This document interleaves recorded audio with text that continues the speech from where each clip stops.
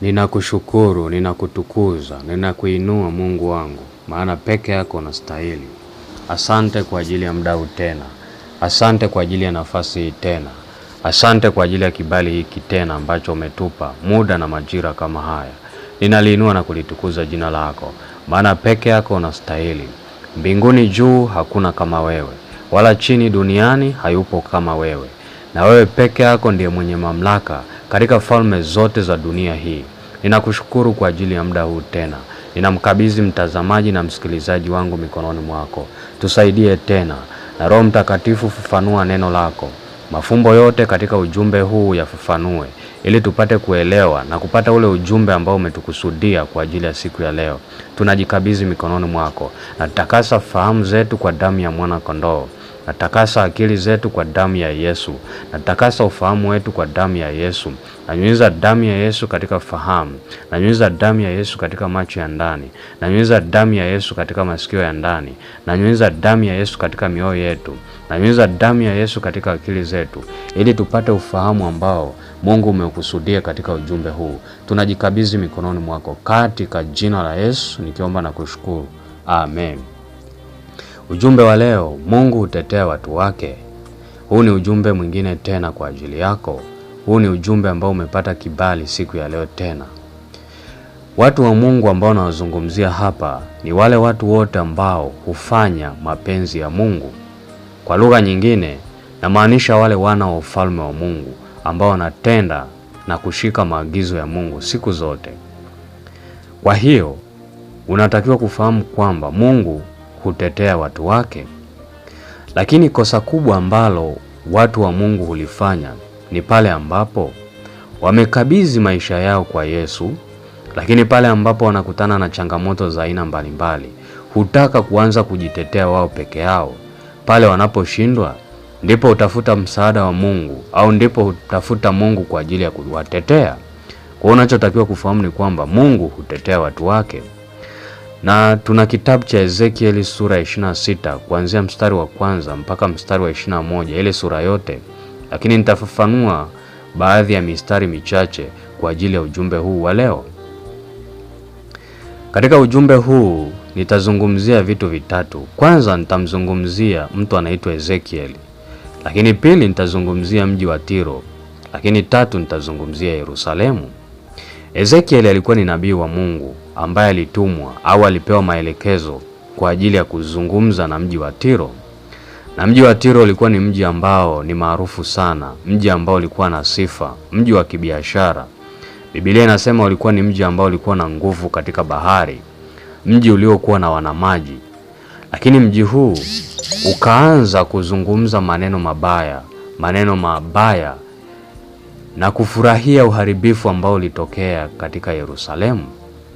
Kipindi hicho Yerusalemu ilikuwa inapitia katika uharibifu mkubwa. Kuta za Yerusalemu zilikuwa zimebomolewa. Malango ya mji yalikuwa yamechomwa moto. Ilikuwa ni kipindi cha uharibifu mkubwa ambao unatokana na mfalme wa Babeli, Nebukadreza. Katika kipindi hiki mji wa Yerusalemu ulikuwa umeharibiwa kabisa. Lakini mji wa Tiro wakawa wanacheka kwa uharibifu ambao ulitokea kwa mji wa Yerusalemu. Ukisoma ile Ezekieli sura ya 26 mstari wa 2 pale, Biblia inasema, mwanadamu, kwa sababu Tiro amesema juu ya Yerusalemu, aha, yeye amevunjika, aliyekuwa lango la kabila za watu, amenigeukia, nitajazwa kwa kuwa sasa ameharibika.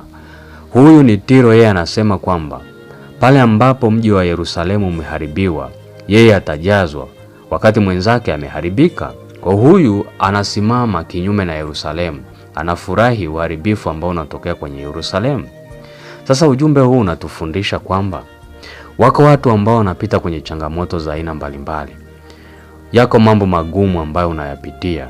Yako maneno magumu ambayo yamezungumzwa juu yako kulingana na changamoto au na hali ya kimaisha ambayo unapitia. Lakini unachotakiwa kufahamu ni kwamba wewe ni mtu wa Mungu na mtetezi wako yu hai. Kama unamtegemea Mungu, fahamu kwamba Mungu hutetea watu wake. Na kitu ambacho unatakiwa kukifahamu ni kwamba ni rahisi sana pale ambapo vita hii ya maneno inapoinuka kuanza kujitetea peke yako, ukasahau kwamba mtetezi wako yu hai. Kwa haijalishi vita imetokea upande gani, Haijalishi vita imekuwa ni ya maneno. Haijalishi vita imetokea pale ambapo unapita kwenye changamoto, kuna uharibifu mkubwa unaopitia, kuna hali ngumu unazopitia. Hakikisha kwamba unatembea na Mungu. Hakikisha kwenye hiyo changamoto huachi njia ya Mungu. Hakikisha kwenye hiyo changamoto Mungu yuko upande wako na Mungu atakusaidia. Na unatakiwa ukumbuke neno hili muhimu: mtetezi wako yu hai, atakutetea. Kwa hiyo pale ambapo unapita kwenye changamoto ngumu na wewe ni mtu wa Mungu, ujue kwamba Mungu huwatetea watu wake.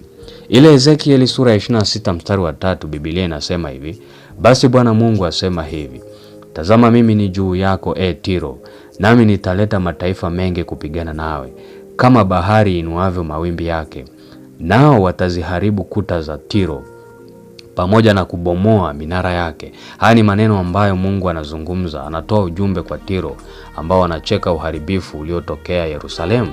Kwa Mungu ameingilia kati na kuamua kutetea watu wake. Ujumbe huu, kitu kikubwa ambacho nataka ukijue, ukione, ni kwamba mtetezi wako yu hai. Mungu anatetea watu wake. Haijalishi wanapita kwenye changamoto ya aina gani. Je, ni changamoto gani inakusonga? Unapita kwenye hali gani ngumu? Unapita kwenye hali gani ya uharibifu? Unatakiwa ujue kwamba mtetezi wako yu hai na anakutetea. Lakini kitu kingine unachotakiwa ujue ni kwamba tunalindwa na nguvu za Mungu kwa njia ya imani. Biblia inasema tunalindwa na nguvu za Mungu kwa njia ya imani. Kwa hiyo hakikisha tu unatembea kwenye mapenzi ya Mungu na Mungu atakusaidia na Mungu atakuongoza. Ile Isaya 49 mstari wa 16 na 17, Biblia inazungumza habari ya sisi kuchorwa katika vitanga vya mikono ya Mungu. Alafu anazungumza kwamba wale wa kuharibiwa, na anazungumzia wale wanaokufanya ukiwa, watatoka kwako. Maana yake Mungu mwenyewe ataingilia kati. Mungu mwenyewe atahusika na vita ambao unapitia na atakutetea. Maana yeye ni mtetezi wako, atakusaidia. Atakuongoza katika hatua zote, atakusaidia.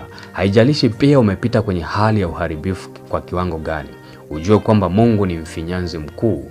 Ile Yeremia 18 ule mstari wa 6 pale, ilikuwa ni habari ya kuzungumzia, ilikuwa ni habari ya mfinyanzi. Yeremia alivyoambiwa aende kuangalia mfinyanzi, kazi anazofanya za ufinyanzi, na jinsi ambavyo chombo kikiharibika anavyokuwa na uwezo wa kukitengeneza na kutoa chombo kipya kizuri. Lakini yule mstari wa sura ya 18 mstari wa 6 anasema, angalieni kama udongo ulivyo katika mkono wa mfinyanzi, ndivyo mlivyo ninyi katika mkono wangu, nyumba ya Israeli. Manake Mungu atasimama na wewe. Haijalishi kuna uharibifu kwa kiwango gani ambao umetokea, kwenye changamoto ambao umepitia, yuko mfinyanzi mkubwa, yuko mfinyanzi mkuu ambaye anaweza akakufinyanga. Anakufananisha wewe kama udongo ulivyo katika mkono wa mfinyanzi. Atakufinyanga tena, atakutengeneza tena, utakuwa chombo kizuri, utakuwa chombo kipya kwa ajili ya kazi yake. Kwa ujumbe huu kutie moyo kwamba haijalishi unapita kwenye changamoto za aina gani, haijalishi unapita kwenye mazingira aina gani magumu, yuko mtetezi wako, na Mungu ndiyo mtetezi wako, na mtetezi wako yu hai, na Mungu siku zote huwatetea walio wake. Na ujumbe huu kusaidie tena, na ujumbe huu tena upandishe imani yako, na ujumbe huu tena utie nguvu mikono yako, moyo ulioinama ukapate kuinuka tena, ujasiri ukajengwe ndani yako tena. Ile Ayubu anazungumzia habari ya mti ambao umekatwa, lakini haijalishi sasa hivi uko katika hali ya kuchakaa, mizizi yako iko katika hali ya kuchakaa mchangani, na shina lako liko katika hali ya kufa kwenye udongo, fahamu kwamba kuna kuchipuka tena. Mungu anaweza kukuchipuza tena, na machipukizi yako hayatakoma katika jina la Yesu. Tumaini Mungu, sitoke kwenye njia yake. Msubiri Mungu, yeye ndiye mtetezi wako. Simama kwenye njia yake siku zote, naye atakutetea, naye atakuongoza, naye atakuvusha kwenye kila changamoto unayopitia. Mtetezi wako yu hai. Mkabidhi maisha yako siku zote. Tembea katika hatua zake, tembea katika njia zake. Usitoke kwenye mapenzi ya Mungu siku zote, na Mungu atakusaidia, na Mungu atakuongoza katika jina la Yesu.